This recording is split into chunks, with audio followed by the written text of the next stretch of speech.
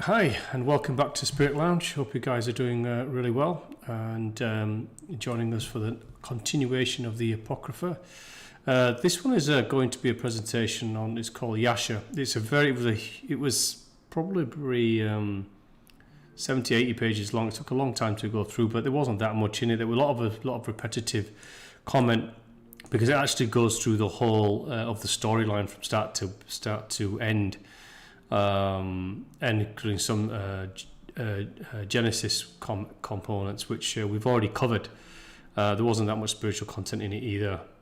So I've just covered what I thought was necessary in this, just to give us an idea. But let's see how we go with it. So I'm going to bring the presentation up onto the screen so you all can see what we have there.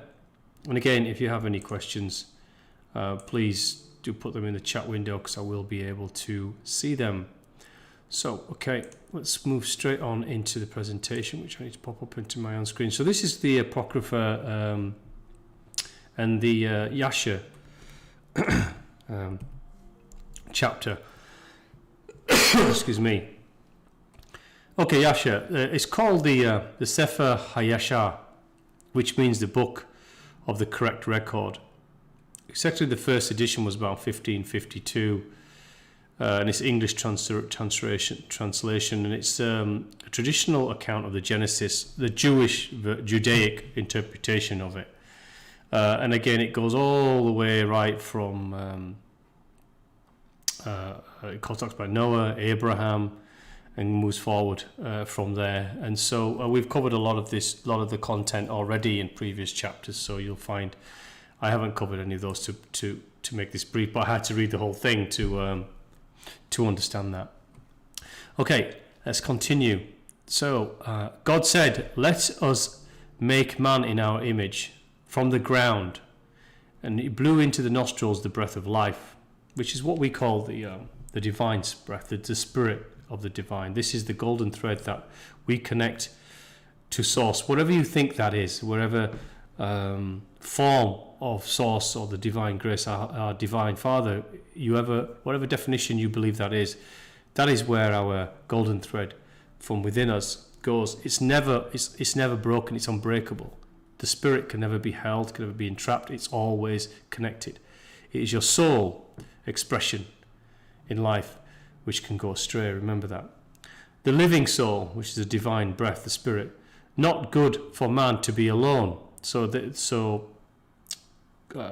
God here says they made Adam and said he shouldn't be alone. So as Adam slept, he took her ribs and put flesh on it, and he formed it into a woman. Adam called her name Eve, and he said, "Go multiply," and placed them in the Garden of Eden, which could be regarded as earth.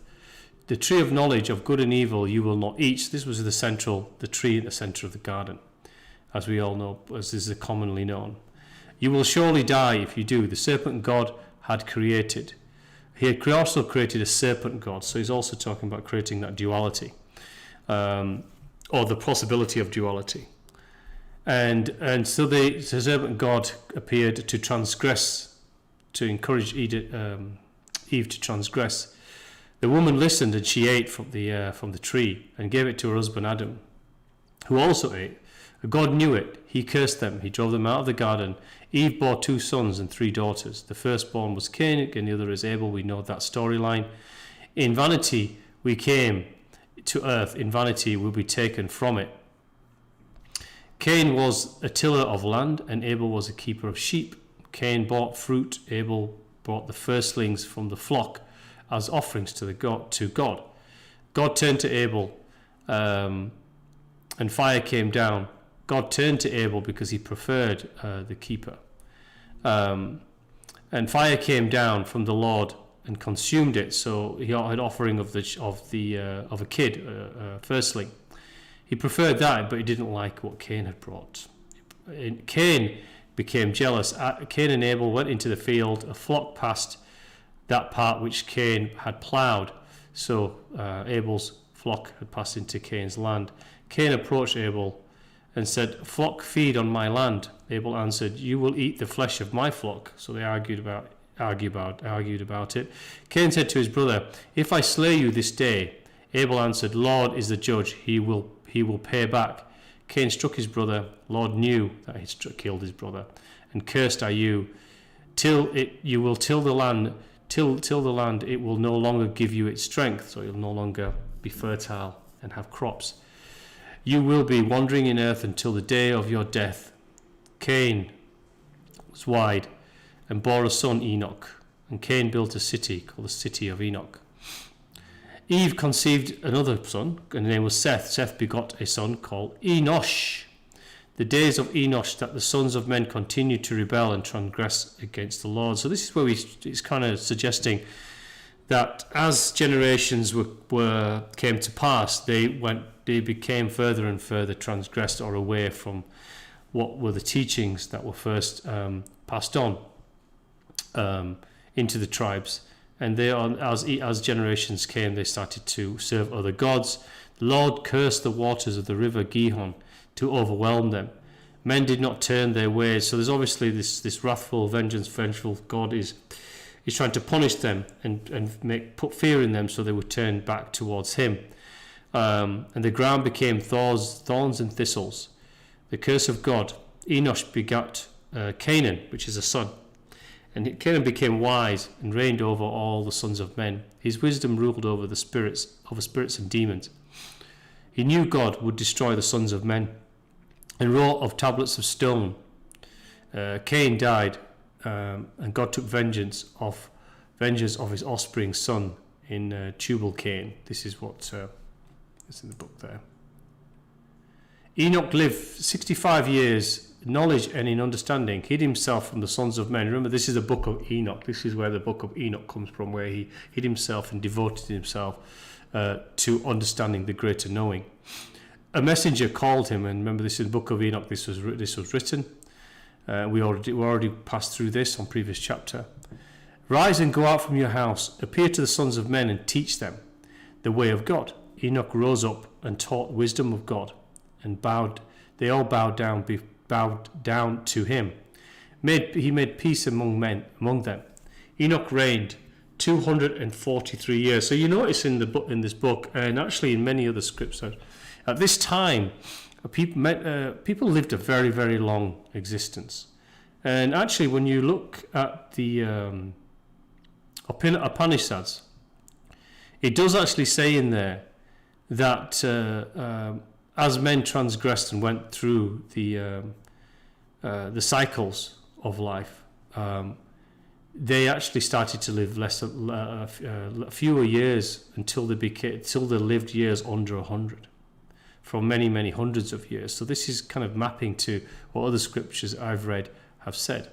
Adam dies 936 years old, and he had a burial of kings in the cave in which God had told them. And many, many years afterwards, he concealed himself for 6 days. Sons of men were greatly afraid of Enoch. They might speak to him when he should come out. Messengers of the Lord then called to Enoch from heaven. Make him reign there. Enoch assembled all, taught them wisdom and knowledge. Before I leave you, he taught them continuous life. A great horse descended from heaven, so something came down. Enoch said, return to your tents. Men remained clung to him. We will go with you.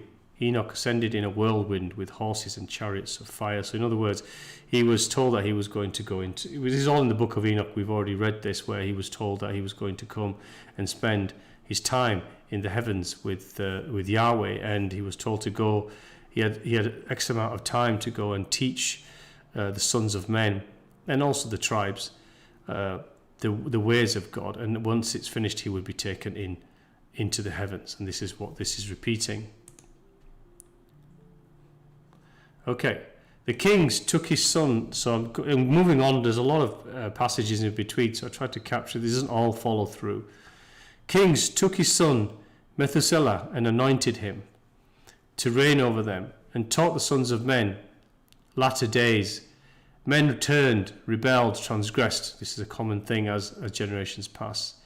The Lord continued to destroy the seed in those days. Still, they do evil in the sight of God. The Lord regretted he had made man, thought to destroy and annihilate them. This was where the source of the flood came from. He did so. Seth died 912 years. The ground produced little food. Methuselah, wife bore a son called Noah. So this is going before Noah. A man made God for himself with violence, a mixture of animals, species with others. So he's talking about they made idols and they started to crossbreed animals and make other species which the Lord God did not create to start with. And he's saying to provoke the Lord they did this. Lord said, I will blot out man. Noah and Methuselah spoke all the words of the Lord. Sons of men would not listen. Lord granted 120 years if they will return. So it gave them 120 years to stop transgressing and return back to the Lord. If they will return, Noah was just man, perfect in his ways. Lord chose him. He said, take a wife. God has made me a remnant to rise up, see in the midst of the earth. All the sons of men who knew the Lord died in that year before the Lord brought evil on them. Sons of men would not listen. So take a gopher wood, make a large ark for yourself. So after 225 years, they didn't stop transgressing. He advised Noah to take gopher wood and make a large ark. I will bring the flood waters. Gather 2 of each of all living things, 3 maidens for your sons. Lord caused the whole earth to shake, lightning flashed, and a thunder roared, to terrify the sons of men, that there might no longer be evil on earth. They increased the anger of the Lord. Fountains deep were broken up. Men and women came to Noah. Open the door. Have you not all rebelled? He would say, said that he does not exist. So basically he's shouting out, saying that you rebelled and said that the Lord doesn't exist. We are ready to return to the Lord, they say. Why did you not return during the 120 years? Rain descended 40 days and 40 nights. All flesh died. Waters prevailed. The ark tossed on the waters. Noah prayed. Fountains stopped. Waters decreased. Ark rested on the mountain of Ararat. A full year you will then go out. Waters were dried from off the earth. So a whole year to stay in the ark while the waters receded. Sons of Noah, Japheth, Ham, and Shem, and the children were born. After the flood, Abraham served Noah and his son. She, 39 years old, he went in the ways of the Lord. So Abraham. Sons of men in those days greatly transgressed against the Lord. Again, post the flood, this happened again. Served other gods, gods of wood and stone, could neither speak, nor hear, nor deliver. So these idols could neither speak, hear, or deliver anything to the people, yet they worshipped them. Men served them. Terah, who's the father of Abraham, had 12 gods of wood and stone after 12 months. So he had a god for each month. Drink offerings to these gods. Whole generation was wicked, except Noah and his household, who were under his counsel, knew the Lord of those days. So anyone under the counsel of Noah knew the Lord. This was Abraham, because he worked for them, but also took teachings. The Lord gave Abraham an understanding heart, saw the sun shining on earth, and said, surely now this sun that shines on the earth is God. I will serve him. Abraham saw the stars and the moon. Surely this is God. Abraham saw all the things the Lord had made, such as Nimrod, the son of Cush, and therefore the great-grandson of Noah.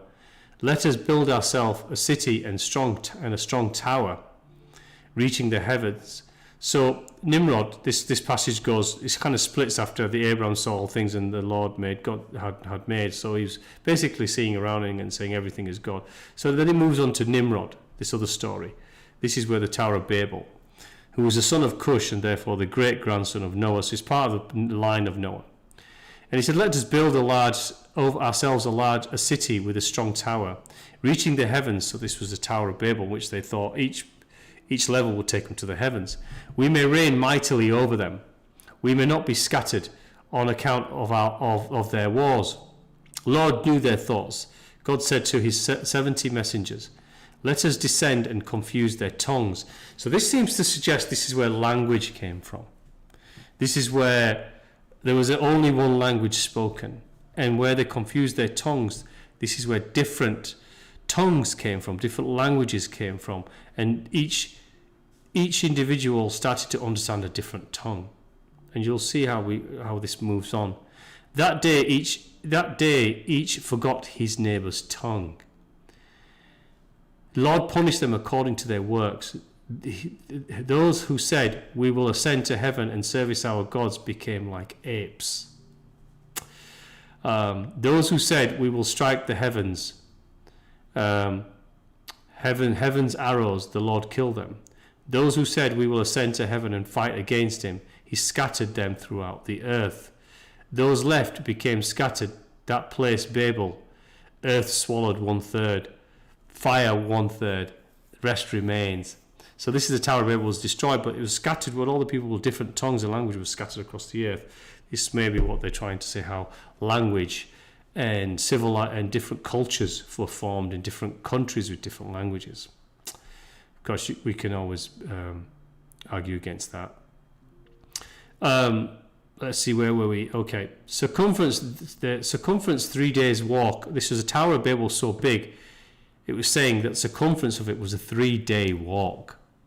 Now this is incredible if we just think about it. But anyway, it's saying how big was this thing? Lord scattered the sons of men on account of their sin at the tower. Now I don't believe it was circumference of 3 days walk at all.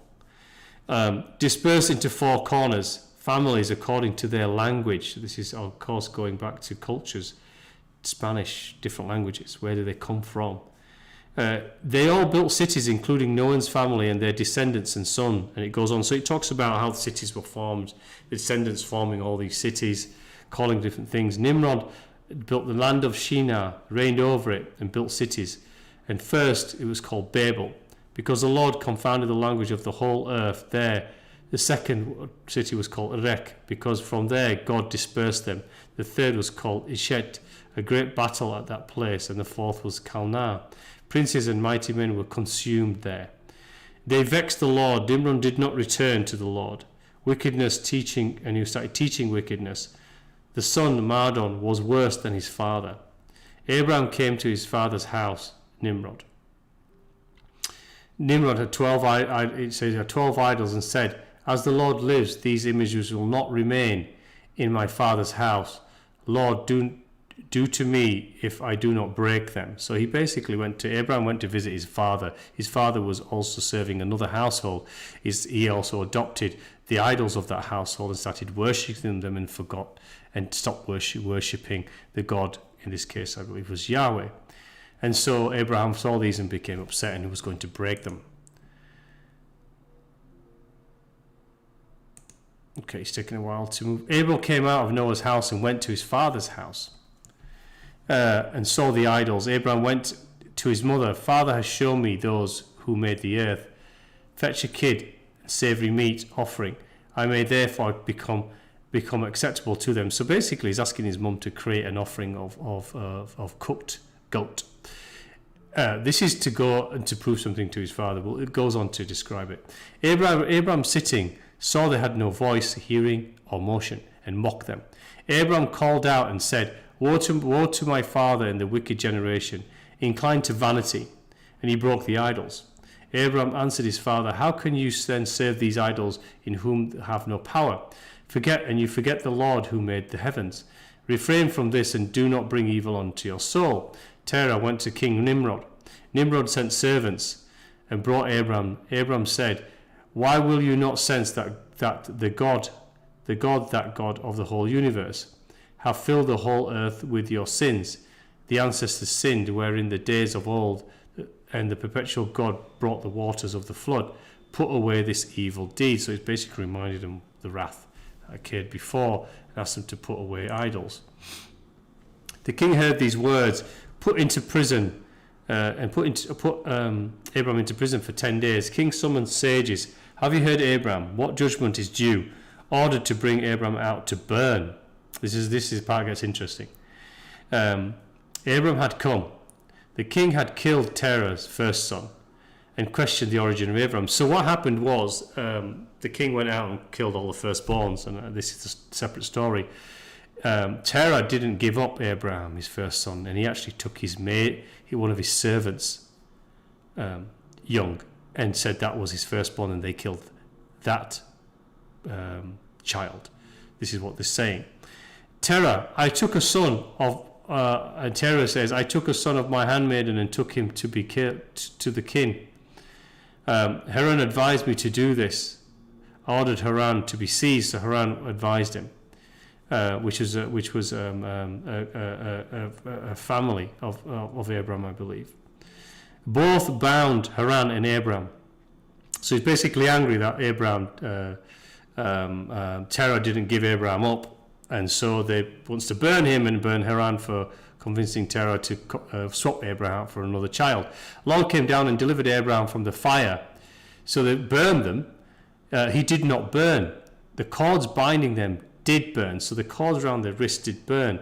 But Haran did burn because he wasn't protected by God at this time. The flame of a fire spread, burned 12 men. Abraham walked in the midst of the fire 3 days and 3 nights. The king saw Abraham walking. Bring Abraham out of the fire. 8 died doing that. King called to Abraham. Abraham listened to the voice.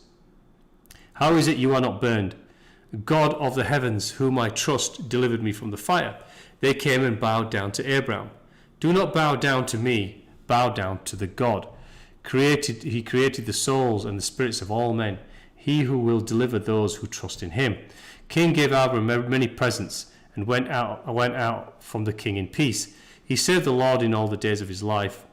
And Nimrod had a dream of visions and became fearful, and the servant of Anuki said to Nimrod, said, evil of Adam and his seed later spring up against the king. Elijah was present and heard. So basically Nimrod is being told about Abram and being told that he's going to rise up against him one day by Nimrod's servant, Elijah. And so his servant Anuki, Elijah, another servant, was present, and he told Abraham, said to Abraham, rise up and save your soul. Run to the house of Noah, so Noah ran to the house of Noah and Shem. For 1 month, let us arise and go to the land of Canaan and serve the Lord. And then after that they came to Haran. He taught them the instructions of the Lord. He came to Canaan and took a wife. The Lord appeared. This is the land which I give to you and to your seed. Abraham built an altar and made a great nation. Make a great nation, make your name great. So basically he hid with Noah and Shem for a while, and then he went to the land of Canaan, where he was told this was the promised land.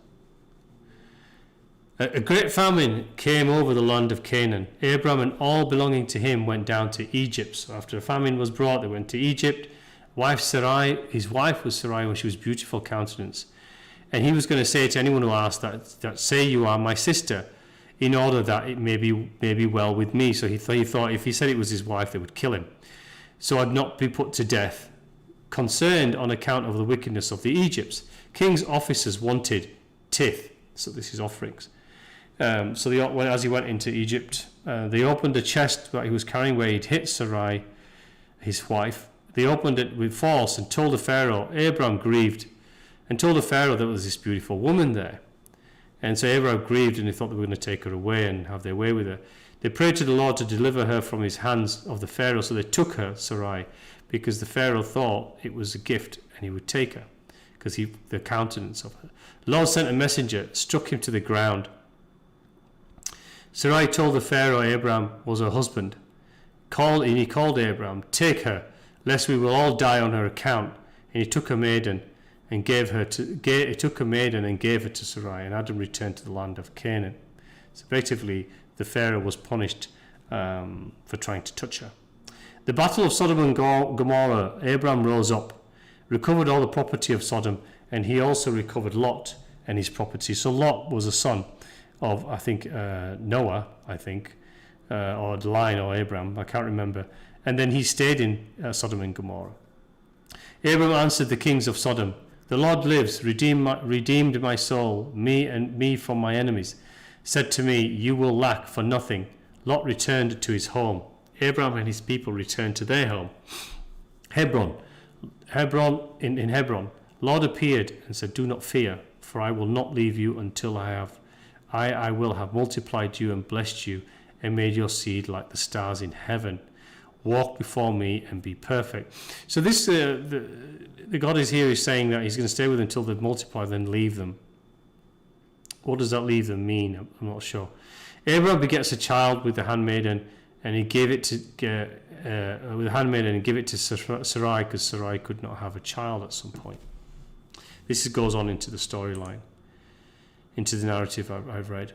Sodom and Gomorrah were exceedingly wicked and sinful. We all kind of understand and are very familiar with Sodom and Gomorrah, and provoked the Lord. Crimes were great before the Lord. And the valley with fountains 4 times a year, the wives and children and virgin daughters rejoiced there with timbrels and danced, and enjoyed wives and daughters of his neighbours. So basically, fathers slept with their daughters, they enjoyed other people's wives and daughters.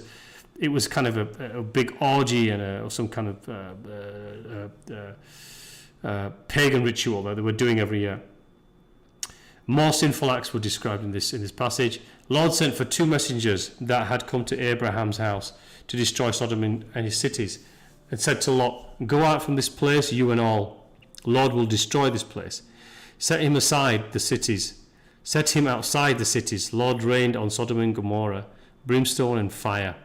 Lot's daughters remained in the city. Lot and his 2 daughters remained in a cave, so some of his daughters still remained. They didn't all go out with him. Dwelt on the other side of the Jordan. Lot was then, go out from this place." Isaac and the son of Abraham was growing up in those days, taught him the way of the Lord.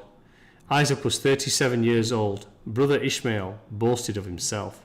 "I gave my soul to the Lord and did not transgress," Isaac answered. "Why do you boast?" Lord heard the word that Isaac had spoken to Ishmael. It seemed good in this, and he seemed good in the sight of the Lord. Sons of God came, placed themselves before the Lord, and Satan also came to the Lord.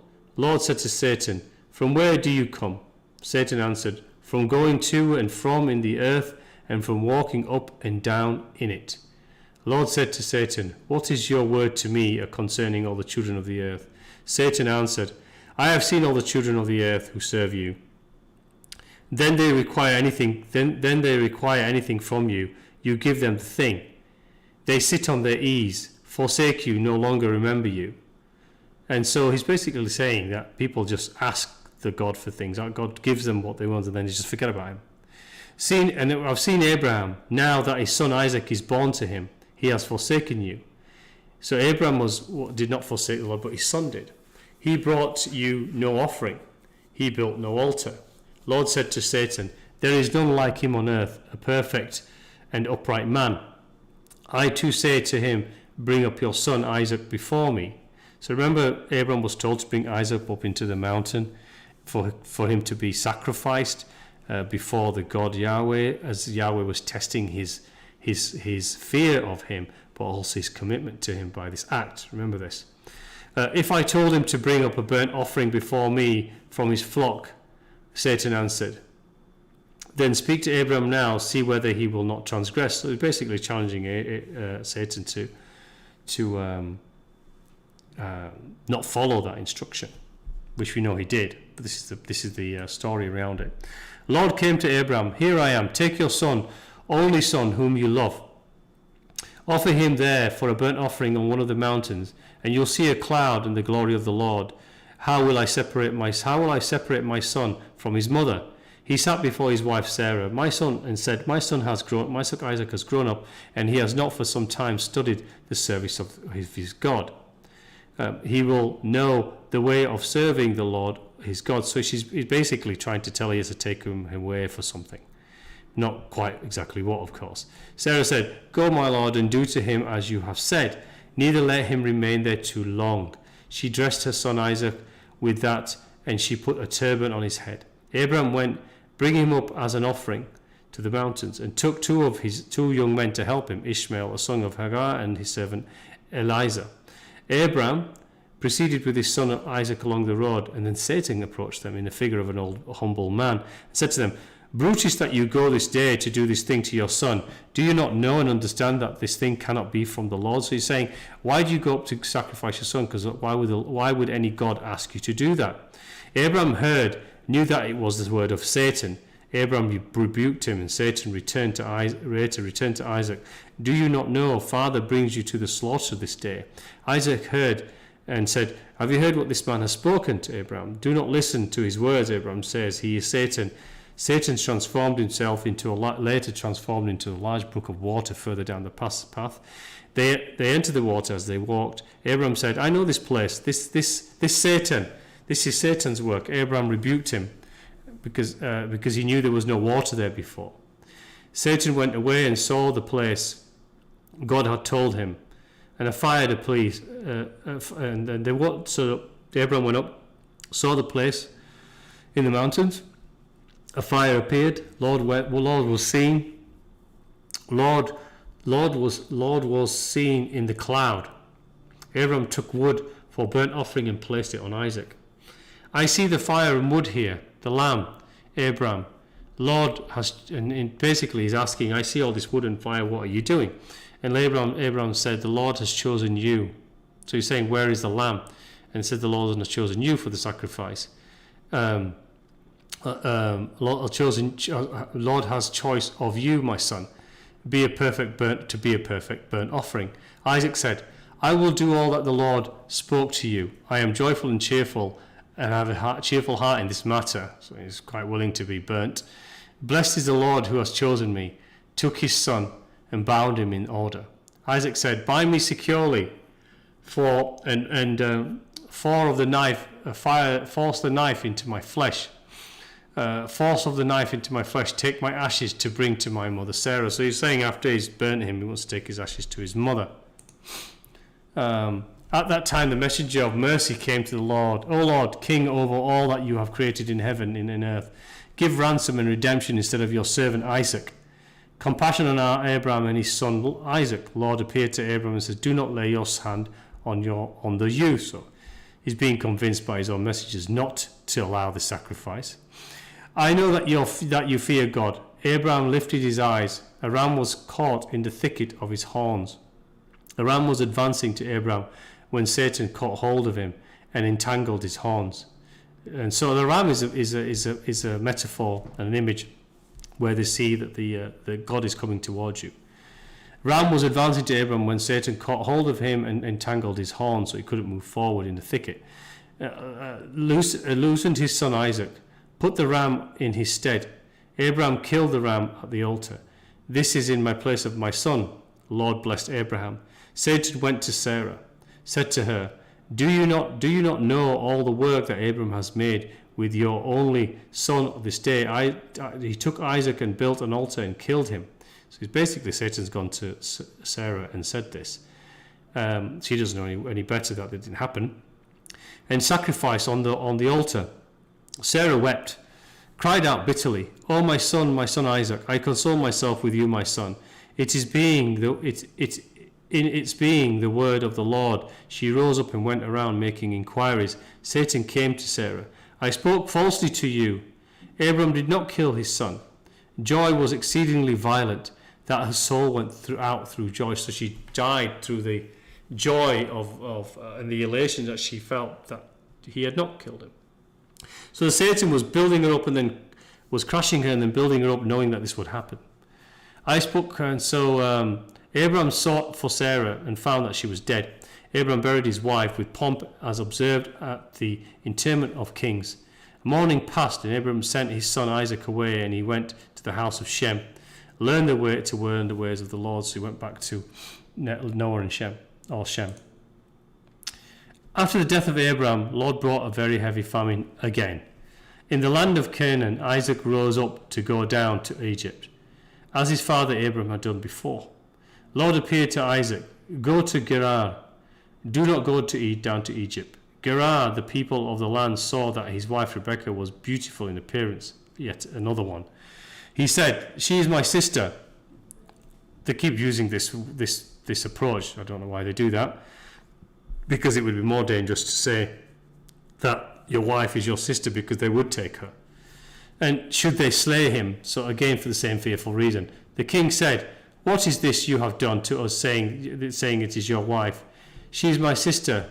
And I said it might men of people have lain with her. So he said, if you say this, then the men of the people would have lain with her. Whoever touched, and then they say, so the king then says, whoever touches this man or his wife will surely die. Gave Isaac fields and vineyards. The Lord appeared to Isaac, return to your land, Canaan, and return to Hebron. The wife of Laban was barren in those days and bore no children. Lord remembered Adinah, the wife of Laban, and she conceived. So I don't know what this means when Lord remembered Adinah, the wife, and she conceived. Does it mean, it seems to suggest to me, or my feeling, that the Lord came down and impregnated Adinah. Well, I think these words, Lord remembered her, this is another word for it, another interpretation I'm receiving. I feel when I read this. So this is why I question what and who is this God? This vengeful, wrathful one that comes and goes and asks for kids to be slaughtered and all of this. This is not the divine grace and Father that I know. That's all I will say.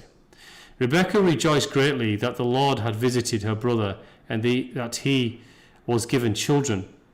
The wives of Esau vexed and provoked Isaac and Rebekah with their works, for they did not walk in the ways of the Lord, but served their father's god of wood and stone, evil and had evil desires in their hearts.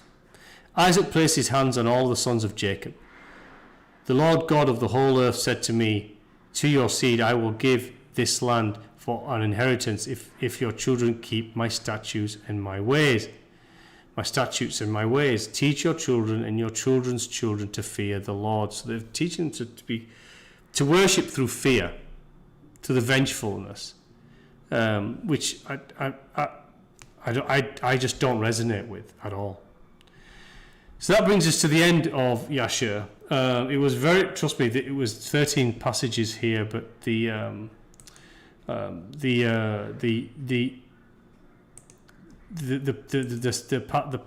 chapter was incredibly long, right? So that's all I will say. It was a long. It doesn't seem a long time, but it took me a long time to go through this. But again, I say whatever you resonate with, the second coming that we're waiting for, be that the Christ conscious, the Christos, be that the Krishna, be that the Buddhic, be that whatever it is that you feel is coming, it's actually you.